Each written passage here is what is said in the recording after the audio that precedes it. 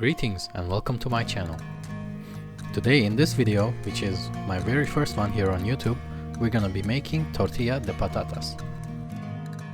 If there is one thing I have mastered in all my time in Spain, it's this recipe, and lucky for all of us, it's remarkably easy to make. Our recipe starts with onions and potatoes. Firstly, we're going to peel all the potatoes we have. Then we're going to put them in water so they don't oxidize while we do other stuff. Speaking of other stuff, we're going to cut our onions in halves, peel them, cut their ends off, then give them and our board a little cleaning. At this point, we will start heating our olive oil on low heat. Low heat so it doesn't overheat and burn while we keep prepping. Then we're going to start slicing our onions like this. They don't need to be perfect, neither do they need to be like super thin, it's not going to end up mattering in this recipe. After we've cut like 70% of the onion, we're going to lay it on its side so it's more stable. We'll repeat this for all of our onions. After that, we'll cut our potatoes in halves, then cut those halves in halves again so we end up with quarters, and finally start slicing them like this. Being careful with our fingers, curling them and keeping the blade in check with our knuckle. I have over the years seen and experimented with different shapes such as cubes or sticks in this recipe, but this here worked the best. Alright, so this right here is what we are looking for. Let's go ahead and finish slicing them up. There we go. Now, by this point our oil should be hot enough. To be safe, we're going to test this with a sacrificial slice of onion. If it starts bubbling and sizzling like this, that means it's ready.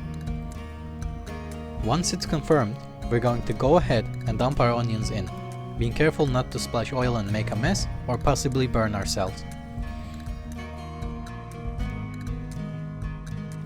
We're gonna give our onions a gentle push in the pan so they make room for our potatoes. Then after a minute, we're going to go in with our potatoes. And don't worry about those slices being stuck together like that. Alright, as they cook, they're going to let go of each other and we're going to end up with an even distribution of potatoes. Once we have loaded everything into the pan, we'll give our ingredients a mix so everybody gets a chance to be cooked evenly.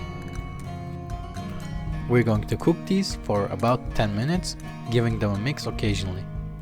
The stuff on the bottom tends to cook quicker, so we'll try to get those up onto the surface every once in a while.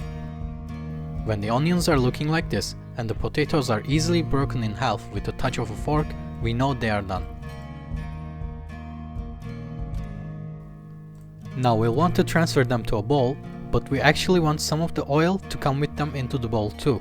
This is going to help our mixture not stick to the pan later.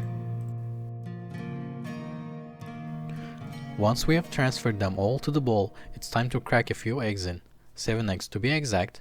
Note that this recipe feeds like 6 people, so 7 eggs is not too much. We're making a large batch here. And you'll see me here checking if I can still crack eggs with one hand. Turns out I can, but I almost make a mess, so I switched to the safer 2 hands method. After the eggs are in, it's time to season this with salt and pepper. Then, I'll add to this red pepper flakes, which is optional for you, but mandatory for me. After that, we'll give this a thorough mix, then cover it and let it rest for about 20 minutes, which is going to be just enough time to play some theme hospital.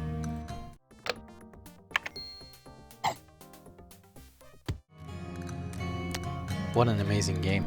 Alright, back to business. We'll uncover our bowl to find our mixture looking like this.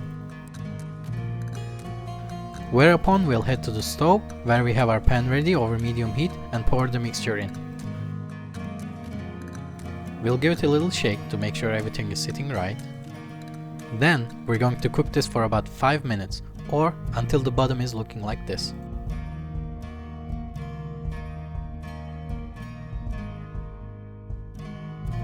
If it is indeed looking like that, we'll get a plate or a lid larger than the pan, place it on top, and applying pressure with our hand, turn the pan over.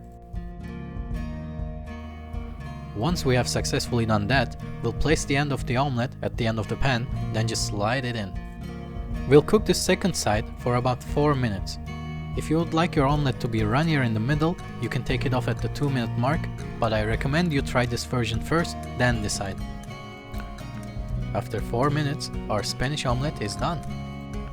Let's cut off a slice and see what's inside, shall we?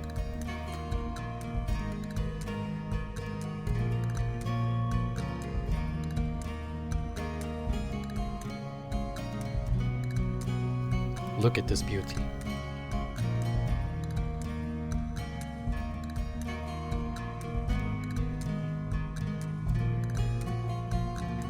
So yes, this does taste as incredible as it looks, and it's really simple to make.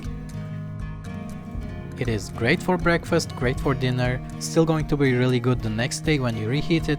You can pack a portion, bring it to work or school for lunch. It's just awesome all around. But anyways, for now that's it from me. You can find the ingredient amounts and some extra notes in the description, and I do hope you give this recipe a try. If you do and you like it, consider subscribing because I would love to see you here more often. And if anything goes wrong in the process, please let me know. Likewise, if it all goes great, I'll be happy to hear it.